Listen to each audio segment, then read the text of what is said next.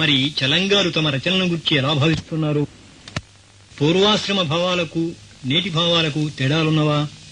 వెనుకటి రచనలన్నింటినీ తిరస్కరిస్తున్నారా? వారి పాఠకులకు ఇలాంటి కుతూహలం కలగడం సహజం.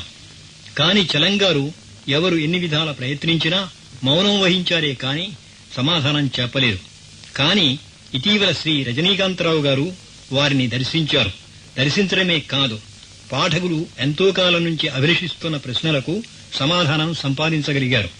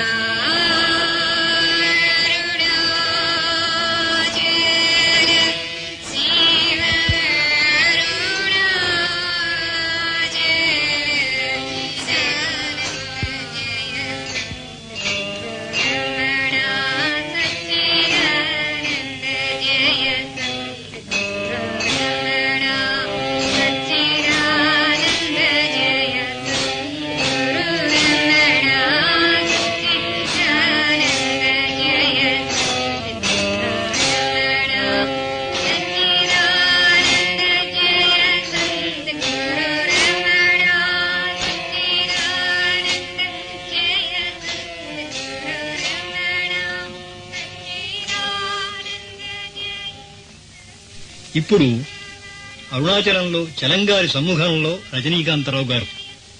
నమస్కారం చలంగారు. మిమ్మల్ని మన ఆంధ్ర శ్రోతలకు వినిపించాలని నాకు ఎన్నాళ్ళుగానో కోరికుంది. మీరు ఏం మాట్లాడితే బాగుంటుంది అనే విషయం మీకు ఆలోచనకు అవకాశం ఇస్తూ ఇప్పుడు మీతో నేను చర్చ కలుపుకుంటున్నాను. మీ ఉద్దేశంలో ఎటువంటి ప్రశ్నలు వేస్తే మీకు ఏ విషయాలు మాట్లాడచ్చో చెబుదాం అనుకుంటారా, లేకపోతే మీకు తోచిన ఏమైనా మాట్లాడదాం అనుకుంటున్నారా? చూద్దాం ఎట్లా సాగుతుందో. మిమ్మల్ని చూసిన సంతోషంలో అసలు ఏమి నా పుస్తకాల సంగతి మర్చిపోయినాను నేను. 20 ఏళ్ల నుంచి ఇక్కడ నేను ఒక రచయితనని మర్చిపోవడానికి చాలా కష్టపడ్డాను.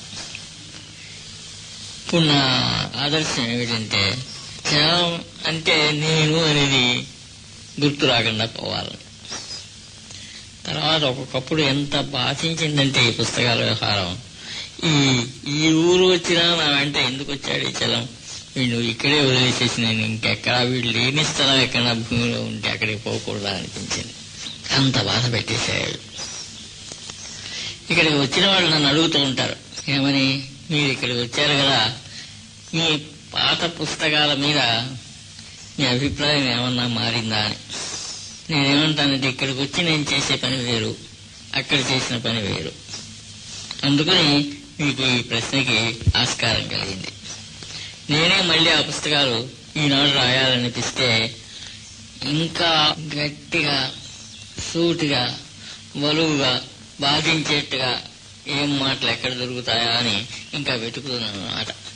అంత కల్మషం పేరుకుంది లోకంలో. నేను కడుగుతానని కాదు, కానీ ప్రతి మానవుడు ఏదో ఒక పని చేయడానికి ఇక్కడికి వచ్చాడు గనక, పని అనేది లేకుండా ఉండలేం గనక, నాకు సులువుగా వచ్చేటువంటి పని ఏమిటంటే, నాకు ఎక్కడెక్కడ బాధ కనబడుతుందో, ఎక్కడెక్కడ మనుష్య హృదయంలో కల్మషం కనబడుతుందో దాన్ని నిర్మూలించడానికి ప్రయత్నం చేయాలని. అందరిలోకి సులభంగాను దగ్గరగాను బాగా రాపిడి బట్టి కల్మషాలని, మలినాన్ని, మకిలిని వదిలించడానికి ఒకడు దొరికాడు. అది చలం. ముందు వాడిని రుద్దానన్నమాట. వాడు రుద్దుతూనే ఉన్నాను, ఎప్పుడు ఆ విధంగా సారపడుతూనే ఉండాలేమో. ఆ బాధనే మీ అందరి మీద వేసి రుద్దాను నేను. నా పుస్తకాల్లో తిట్టింది బయట ఉన్న మనుషుల్ని కాదు, నన్ను. నాలో ఏ మచ్చలున్నాయో వాటిని నేను గట్టిగా తిట్టుకోవడంతో, వాటిని గట్టిగా గోక్కోవడంతో, వాటిని తన్న పోగొట్టుకోవాలని చూసుకోవడంలో ఆ పుస్తకాలని, రాసిన పుస్తకాలన్నీ బయలుదేరాయి. అవి మిమ్మల్ని అనుకుని మీరు చాలా కోపడ్డారు. మిమ్మల్ని కాదు, నన్ను. నేను తిట్టుకున్నది. సరే, ఇంకా వాటిల్లో ముఖ్యంగా ఏం ప్రయత్నించానంటే ఈ ప్రపంచ సమన్వయం నాకు కుదరలేదు, ఇప్పటికీ కుదరలేదు, ఎప్పటికీ అది కుదరదేమో. మరి ఈశ్వరుడు ప్రత్యక్షమై సత్యదర్శనం అయితే అప్పుడు ఇదంతా అర్థమవుతుందంటారు. అట్టని అన్నాడు, నాకు అవుతుందని ఏ ఆశ లేదు. ఎందుకంటే ఇంకా నన్ను చాలా బాధిస్తోంది ప్రపంచం చుట్టూ ఉన్న కౌటిల్యం. అది చుట్టూ ఉన్న వాళ్ళదే కాదు, నాలోదే, నాలోంచి నేను ప్రతిఫలిస్తున్నది అని నాకు తెలుస్తూనే ఉంది. కానీ ఆ బాధ మాత్రం నన్ను వదలటలేదు. ఇప్పుడు నేను రాయడం మానేశాను. ఈ మధ్య రాసినవి ఇదివరకు రాసిన వ్యవహారాలు కావు. కానీ ఆ సంగతి వేరు, ఈ సంగతి వేరు. అప్పుడు పెద్ద సందేహం, ఎట్లా అన్నా నాకు ఈ రహస్యం దొరుకుతుందా, ఎందుకు ఇంత చీకటి ఉందో, ఎంత మూర్ఖత్వం ఉందో, ఇంత క్రౌర్యం ఉందో ఈ ప్రపంచంలో, ఎక్కడి నుంచి పుడుతోంది ఇదంతా అని చూస్తే అది ఎదుటి వాళ్ళలో కనపడేది. ఆ ఎదుటి వాళ్ళలో చూస్తున్నంతసేపు నాలో కనపడేది కాదు. అది దాన్ని తీర్చవాలని అసలు సత్యం ఎక్కడుందనేటువంటి అన్వేషణలోనే మీకు ఆ పుస్తకాలను రాశాను. మీరు వాటిని వరుసగా తేదీల ప్రకారం చూసినట్టయితే అది ఒక పెద్ద జీవిత సమరం. అది ఎక్కడ మొదలు పెట్టానో ఇప్పుడు ఎక్కడికి తేలానో అంతా తెలుస్తుంది వాడి యొక్క విలువ. అది మొదటి పుస్తకం దగ్గర నుంచి ఈనాటి వరకు ఊరికే రాయాలి అని రాసిన పుస్తకం ఒక్కటి లేదు, ఒక్క కథ లేదు. అవి నన్ను చీల్చుకుని నా రక్తం నుంచి వచ్చిన సత్యాలు. కులం ఉండకూడదు అని తిట్టాను అనుకోండి, కులాలు పాటించేవాళ్ళని.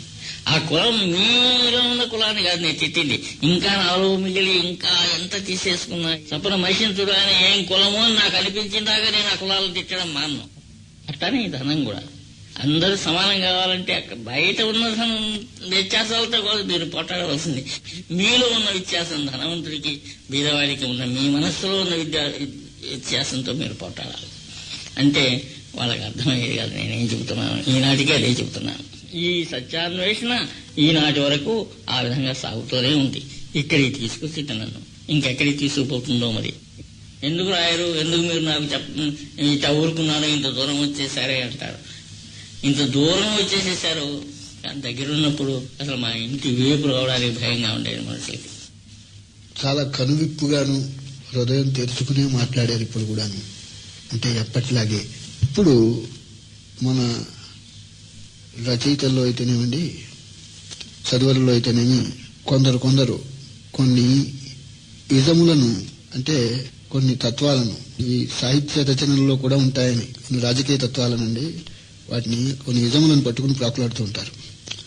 వాళ్లలో కొందరు మిమ్మల్ని చలం గారు మీరు ఎస్కేపిస్టా అని అడిగారు అనుకోండి, దానికి మీ జవాబు ఏమిటో.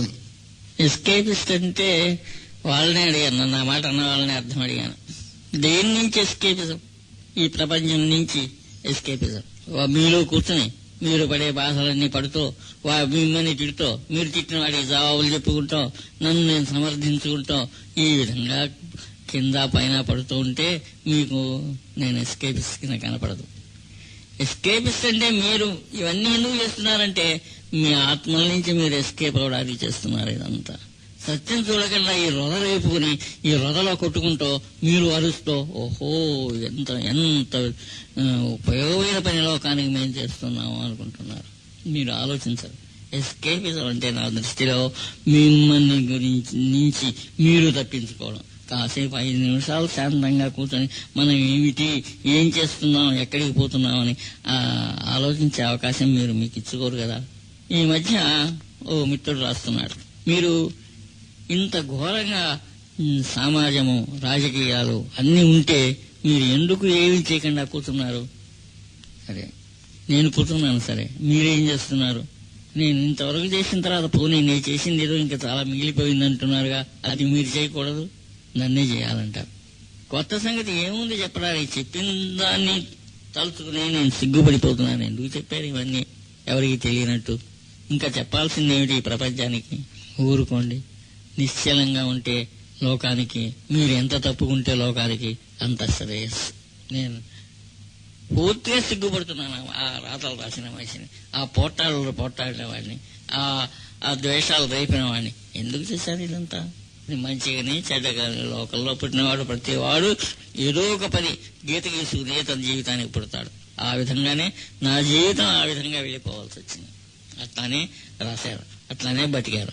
ఈనాటికి నేను చేసింది ఏమీ తప్పు కాదన్న, అంతా చేయవలసిందే, ఇంకా చేయవలసిందే, చేతకాలే చేయవలసింది. నేను ఇంకొక చిన్న కాంట్రవర్సీ వైపు మీ దృష్టి మరలుద్దాం అనుకుంటున్నాను. అంటే ఈ సాహిత్య విమర్శకుల నుండి, లేకపోతే ఈ రాజకీయ సాంఘికతో సాహిత్యం ఎలా ఉండాలి అని చెప్పి తర్కించుకునే వాళ్ళు రచయిత కన్ఫార్మిస్టు, నాన్ కన్ఫార్మిస్టు అని చెప్పి 2 రకాలుగా ఉంటుంటారు రచయితలని. అందులో మీరు నాన్ కన్ఫార్మిస్ట్ గా రచయిత ఏ విధంగా రాయొచ్చో ఒక ఆదర్శంగా ప్రారంభించి, తర్వాత ఇప్పుడు ఏమి రాయకుండా ఉన్నారా, లేక నాన్ కన్ఫార్మిస్ట్ గానే మిగిలిపోయారా, లేక కన్ఫార్మిస్ట్ కాబోతున్నారా అని చెప్పి ఒక సంశయం ఎవరైనా వెలిపించారనుకోండి, దానికి ఏం చెప్తారు? నేను తప్పుగా నవలోంచి నాన్ కన్ఫార్మిస్ట్ కాదు, కన్ఫార్మిస్ట్ కాదు, అసలు రైటర్నే కాదు, నాకు ఆ రచనలకి సంబంధం లేదు. నా అది వదులుకుని ఇంకోటో కనపడతాయి ఆ రచనలే. ఆ సత్యం కోసం ఎక్కడ ఉంది ఇదంతా ఈ లోకంలో? దీనికి అంత సామరస్యం ఇచ్చేటువంటి జ్ఞానం ఎక్కడుంది? ఇంత అజ్ఞానం ఎక్కడి నుంచి బయలుదేరుతోంది? ఇంత మూర్ఖం ప్రజల్లో చెప్పినా కూడా ఎక్కడా కన్ను తెరవని నిర్దయ ఎట్లా వచ్చింది? క్రోధం ఎట్లా వచ్చింది ప్రపంచంలో? నేషన్స్ లో, ఇండివిజువల్స్ లో, ప్రతి చోట నేచర్ లో ఎందుకు ఇంత నిర్దయ అని వెతుకుతూ నేను రాశాను. ఈ ప్రశ్నలన్నీ వేశాను. తిట్టేవాడే కానీ జవాబు చెప్పేవాడు సత్తా ఎవరికి లేదు. ఎందుకంటే ఆ జవాబులు ఎవరికి తెలియవు. వాటి నుంచి నన్ను ఇక్కడికి తీసుకొచ్చింది. వెతుక్కుంటూ ఇక్కడికి వచ్చాను. వస్తే ఇక్కడ ఏదో సత్యం ఉన్నది, ఈ విధంగా చేసినట్టయితే సత్యం లోకానికి తెలియడం అవుతుంది, నాకన్నా ఏమన్నా కొంచెం గోచరం అవుతుందేమో ప్రయత్నిస్తున్నాను. అట్లాంటప్పుడు ఇక ఆ రచనలతో వాటితో నాకేం సంబంధం? అసలు తెలుగు పుస్తకం ముట్టుకుని 20 ఏళ్ళు అయింది, నాకేం సంబంధం లేదు, అంతా మర్చిపోయినాను. ఇంకా ఇప్పుడు మీరు అడుగుతూ ఉంటే నాకు జ్ఞాపకం రాక ఏం చెప్పనా అని ఇప్పుడు యోచిస్తున్నాను అన్నమాట. ఇంకా నేను రాయను. రాసింది ఇంకేదో ఇంకో మార్గాన్ని, ఇంకొక ప్లేన్ లో, ఇంకో విధంగా మౌనంలోనో మాటల్లోనో ఏదో రాసుకుంటాను. అంతేగాని ఈ రచనలతోనూ ఈ వాంగ్మయంతో నాకేం సంబంధం లేదు. నేను అర్థం చేసుకున్న ప్రకారంగా మీరు నాన్ కన్ఫార్మిస్ట్, కన్ఫార్మిస్ట్ అనే వాదం అలా వదిలేస్తే, రెబెల్ గా ప్రారంభించిన మీరు ట్రెడిషనలిస్ట్ అయిపోయారు అని ఎవరైనా అంటే అది ఒప్పుకోకూడదని అనిపిస్తోంది. కానీ మీరు ఏమయ్యారు అని ఆలోచిస్తే, మహాకవులు, మహారచయితలు అయిన వాళ్ళు ఇటర్నలిస్ట్ గా ఉంటారు, కానీ వాళ్ళు ఒక ట్రెడిషనలిస్టో లేకపోతే నాన్ కన్ఫార్మిస్టో కన్ఫార్మిస్టో కారు అని చెప్పి నాకు ఒక అండర్స్టాండింగ్ అవుతూ ఉంటుందండి. దాని ప్రకారం అసతో మా సద్గమయ, తమసో మా జ్యోతిర్గమయ, మృత్యోర్మా అమృతంగమయ అని చెప్పి నిత్యం ఆ సూత్రాన్ని ఉపాసించి మానవ జాతిని ఆ సూత్రం వైపు దృష్టి మళ్లింపజేయడానికి తమ ప్రయత్నాలను, తమ రచనలను కేంద్రీకరింపజేసేటటువంటి పెద్దల్లో పెద్ద పీట మీద మిమ్మల్ని నేను చూస్తున్నాను. దీనికి మీరేమంటారు అని చెప్పి అడిగితే కోపడనుకుంటాను. అది కూడా లేదు. అసలు ఎవరిని ఎక్కడికి తీసుకుపోవాలని కానీ, ఎవరికి ఏదో చెప్పాలని కానీ ఏమీ లేదు. నాతో అంతా మర్చిపోవాలి. అసలు నన్ను నేను మర్చిపోవాలి. నన్ను నేను మర్చిపోతే, నేను లేకపోతే ఇంకా తక్కిన వాళ్ళేది. ఎవరికీ బోధించాలని లేదు, ఏం చెప్పాలని లేదు, ఏ పీఠము లేదు, ఏం లేదు. ఏ విధంగా ఈ చలమనే ఆవిడ ఎందుకున్నాడా, వీడు పోతే బాగుండు, వీడు చూస్తే నాకు సిగ్గేస్తుంది, అసహ్యం వేస్తుంది, వీడు ఎందుకు వదలడు ఉంది. ఇంకా ఆలోచన తల్లోకి వచ్చిందంటే, మంచి ఆలోచన కానీ చెడ్డ ఆలోచన కానీ అది ఎంత బాధ పెడుతుందోనండి. ఎందుకు వచ్చింది సుఖంగా ఉన్న వాడికి ఈ ఆలోచన ఎందుకు రావాలి నా మనస్సులోకి అని ఆ విధమైనటువంటి ఒక తపన బయలుదేరింది అన్నమాట నాలో. మీరు వస్తేనే మళ్ళీ మనిషిగాను లోకం ఉన్నట్టు, రేడియోలు ఉన్నట్టు, వాటిలో ఏదో వినపడుతున్నట్టు. సంగీతం వినపడితే అది ఆ సంగీతం, ఆ శబ్దాన్ని మించిన ఏ శూన్యత్వంలోకి తీసుకుపోవాలి కానీ ఆ సంగీతం చెప్పేది ఏమి నాకు అక్కర్లేదు. ఇది ఒక సాధన అనుకుంటాను. ఒక సాధనలో ఒక మెట్టేమో ఇది, ఇంకా ఇది ఎక్కడికైనా ఇంకా ఇంకా ఇంతకంటే మంచి స్థితిలోకి తీసుకుపోతుందేమో, ఇంకా శాంతం ఏది కాల్చలేదు, ఒక గొప్ప శాంతంలోకి అడుగు, శూన్యంలోకి, ఉత్త వెలుగులోకి అడుగు పెట్టగలదేమో నా ఆశ. ఇక్కడికి వచ్చిన తర్వాత నాకేం తెలిసిందంటే, జ్ఞానంతో నిబిడీకృతమైన మౌనం అది.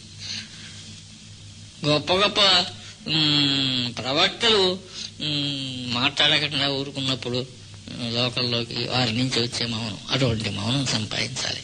అప్పుడు మాట కానీ శబ్దం కానీ ఏదైనా సరే లోకంలో ఉపయోగపడుతుంది. ఈ రాసిన రాతలు, ఈ పుస్తకాలు, చేసిన ఇవన్నీ ఏం ప్రయోజనం?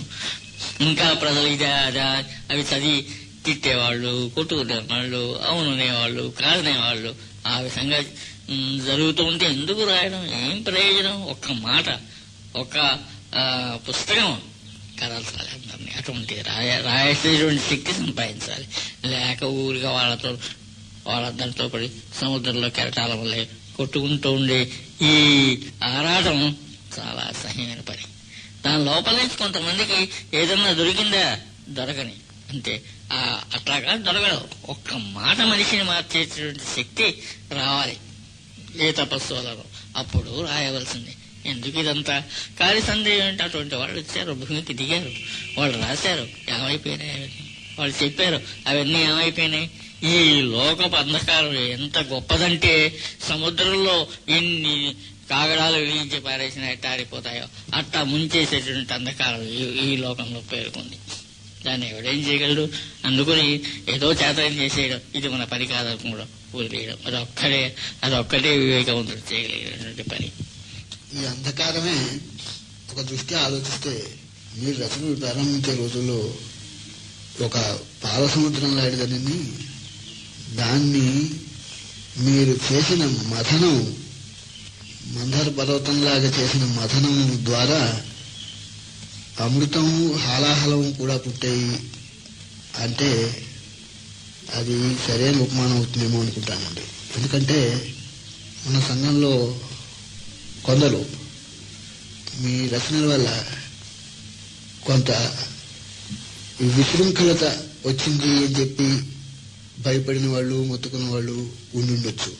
మీ రచనల వల్ల మనస్సును అస్వాభావికంగా, దొంగచాటుగా ఆలోచనలతోటి, కుళ్ళుతోటి అణగారిపోయేటట్లు చేయడం కంటే ఒక విధమైన స్వేచ్ఛను అవలంబింపజేసుకుని సత్యపూర్వకంగా ఆలోచించడం, సత్యపూర్వకంగా మాట్లాడడం, రాయడం, దానికి ఇది మార్గం అని చెప్పి మీ రచనలు నిర్భయంగా సంఘంలో పాతుకుపోయి దాగి ఉన్నటువంటి ఈ క్రూలును, అసహనాన్ని, కామాన్ని, మోహాన్ని మీ రచనలు బయటపెట్టాయి అని చెప్పి నేను అనుకుంటుంటానండి.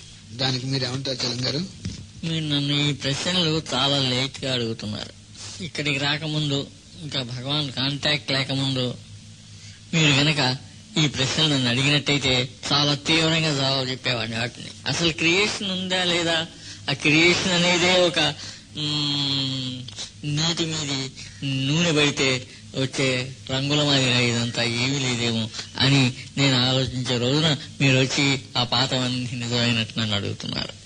నేను ఏం చెప్పాను? వాటికి అదంతా జ్ఞాపకం తెచ్చుకోవాలన్నమాట. ఒకప్పుడు ఇట్లా రాశాను, ఒకప్పుడు ఈ విధంగా మనుషులు రియాక్ట్ అయినారు అని. ఎందుకు ఇదంతా గొడవ పడతారు అనిపిస్తుంది, కానీ పడుతున్నారు. ఎందుకు పట్టడం లేదు? మీరు రాగానే అన్ని జ్ఞాపకం తెచ్చుకున్నాను, పూర్వపు చరిత్ర అంతా. ఆ జ్ఞాపకంతోనే మాట్లాడుతున్నాను, లేకపోతే నేనేం మాట్లాడేవాడిని కాను అసలు. అదేమన్నా మీ పర్సనల్ వ్యవహారం అయితే మీతో కలిసి నేను యోచిద్దాను. ఇది పర్సనల్ వ్యవహారం కాదు, మీ ఉద్యోగ వ్యవహారం మనం చేస్తున్నాం. ఇప్పుడు ఈ మెషినే మన ముందు లేకపోతే ఏమిటండి మీకు తెలియదా ఇదంతా? ఎందుకు అడుగుతున్నారు నన్ను? ఇది స్పష్టంగా ఎందుకు కొనగానే విషయం ఇది, లోకం ఏమిటి, మనం ఏమిటి, ఎందుకు ఆ సంబంధం ఏమిటి అని తోసేద్దాం. లోకం మీద ద్వేషం చేత కాదు, లోకం అంతే అట్లా నడుస్తుంది. ఇదిగో ఈ మెషిన్ తిరుగుతున్నట్టే అది తిరుగుతూ ఉంటుంది, తప్పదు. దాన్ని మనం ఒక సీరియస్ గా తీసుకుని ఏమిటిది, ఈ సంఘంలో ఇట్టా ఉంది, మీరేం రాశారు, మీరు రాసిన దానికి అర్థం ఏమిటి, ఇవన్నీ ఇప్పుడు నాకు అర్థం కనపడదు. వాటిలో ఎందుకు రాశాను అంతే.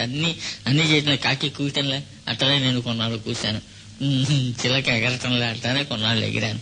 అంతే, మీరు అంతే, నేను అంతే. మీకు ఉద్యోగ ధర్మం అన్నా ఉంది, నాకు అదే లేదు. ఊరికి తీరిగుతుని మాట్లాడే మాటలు. ఈ ఉద్యోగ ధర్మం అది కాదండి. నా బాధ్యత నా శ్రోతల పక్షం. అంటే శ్రోతలకి నా లాయల్టీ ఎక్కువగా భావిస్తానండి. నేను ఒక ప్రశ్న వేయబోతున్నాను. ఆ ప్రశ్న ఏంటంటే, మీరు సృష్టించిన పాత్రలు కొన్ని మీ చదువుల, మీ పాఠకుల హృదయాల్లో అలాగా కలకాలం నిలిచిపోయే కొన్ని పాత్రలు, అమీనా, అరుణ, శశిరేఖ, పద్మ, ఇలాంటి పాత్రలు. ఈ పాత్రల గురించి మీ మనస్సులో ఏమాత్రపు జ్ఞాపకాలుంటాయి? ఆ పాత్రల యందు మీ వాత్సల్యం ఇప్పుడు ఎలా ఉంటుంది? అది శ్రోతలు వినగోరుతారు అని ఊహించి నేను ఈ ప్రశ్న మిమ్మల్ని వేస్తున్నాను. ఎంత లవబుల్ క్యారెక్టర్స్ అట్లాంటి వాళ్ళు ప్రపంచంలో ఉంటే ఎంత బాగుండును, నేను అట్లాంటి వాళ్ళని చూస్తే ఎంత బాగుండును, నేను ఐడియలైజ్ చేసుకుని క్రియేట్ చేసిన క్యారెక్టర్స్. వాళ్ళందరినీ చూస్తే చాలా ఇష్టం నాకు. ఒకప్పుడు అయ్యో ఇట్లా నలిగిపోయినారా ఈ సంఘంలో, వారు ఇంత బాధపడిపోయినారా, నా దగ్గరికి రాకపోయినారా, మనందరం కలిసి ఎక్కడికో పోయేవాళ్ళం వీళ్ళందరినీ వదిలేసి అన్నంత దిగులు కలుగుతుంది. ఆశ్చర్యం ఏమిటంటే అట్లాంటి వాళ్ళు తటస్థపడ్డారు ప్రపంచంలో నాకు, కానీ వాళ్ళు ఆ జీవితాన్ని వదిలి రారు. వచ్చినా వాళ్ళకి ఏం తోచదు. ఇక్కడ ఎంతమంది వస్తారో, ఏం చేయమంటారో అని అడుగుతారో, కళ్ళతో నోటితో కాకపోయినా. ఏం చేయాలి? ఒక్కటే మార్గం, వదులుకోవాలి, అన్నీ వదులుకోవాలి. లోపల నుంచి సమస్తం నువ్వు అనేది వదులుకోవాలి. అన్నీ వదులుకుంటే నాకు తెలుసు ఏమి చేయలేదు, నా దగ్గర ఉంటారు. కానీ వాళ్ళకి ఏం చేయగలను నేను? ఏ బుద్ధుడో, ఏ శ్రీకృష్ణుడో ఎవరో ఏమన్నా చేశారే, ఒక్క చూపుతో, ఒక్క మాటతో వాళ్ళకి వెలుగునిచ్చేశారేమో జీవితాలకి. అది తలుచుకుని దీంట్లో పాసిబిలిటీస్ ఉన్నాయి. ఎట్లాంటి స్థానంలో ఉంటే ఏ శాంతిగానూ ఉంటారేమో వీళ్ళు, తప్పకుండా వీళ్ళు కలుగు చేద్దాం ఏ విధంగా అని ఆశపడతారు. కానీ నిలవలేరు, ఎవరు నిలవలేరు. ఎందుకంటే ఈ విధమైన శాంతి ఎవరికి అక్కర్లేదు ఈ ప్రపంచంలో.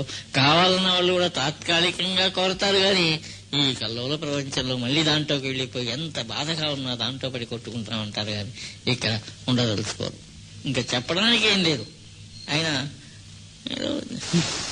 ఇదొక వీక్నెస్. ఆ కాస్త కూడా లేనిది అసలు ఈ మనస్సుకి పిచ్చెక్కుతుందేమో అనిపిస్తుంది అన్నమాట. అది సాధన వల్ల, తపస్సు వల్లే అణగారిపోవాలి. అది అణగారిన రోజున ఏమన్నా అడిగితే అది ఎందుకు, ఏం లేదు, అసలు ఏమీ లేదు. ఇంకొక ప్రశ్న వేస్తానండి. మనలో ఒక తరం మరో ప్రపంచం అని చెప్పి కలలు కనే తరం ఉంది. దాని ఇప్పుడు ప్రస్తుతం సోషలిస్టిక్ ప్యాటర్న్ అని అంటున్నారు, సామ్యవాదం అంటున్నారు, సమసమాజం అంటున్నారు. అటువంటి సమాజ ఆదర్శ పరిస్థితి వైపు పరుగులెత్తుతున్నటువంటి మన సంఘాన్ని ప్రబోధిస్తూ రచనలు చేయబోయే యువతరపు రచయితలకు తమ సందేశం ఏమిటో చెప్పమని కోరుతున్నాను. ప్రయత్నం మాత్రం మానకూడదు. చివరికి నేను చెప్పేది ఏమవుతుందంటే, భగవద్గీత ఫలమును ఆశించకుండా మీకు తోచిన కర్తవ్యాన్ని మీరు చేయండి. చాలా బాగా చెప్పారండి. దీనివల్ల ఎవరు నిరాశ పడనక్కర్లేదనుకుంటాను. ఇది ఆశా సందేశమే గాని నిరాశా సందేశం కాదు. గీతాకారుడైనటువంటి కృష్ణ భగవానుడు చెప్పినట్లు ఇది కర్మోపదేశమే గాని నిష్కర్మోపదేశం కూడా కాదు. అయితే నిష్కామ్య కర్మ చేయాలని తమ అభిప్రాయం అన్నమాట. నమస్కారం అండి. నాకు చాలా తృప్తిగా ఉంది. మా శ్రోతలు కూడా చాలా తృప్తి చెందుతారని ఆశిస్తున్నాను.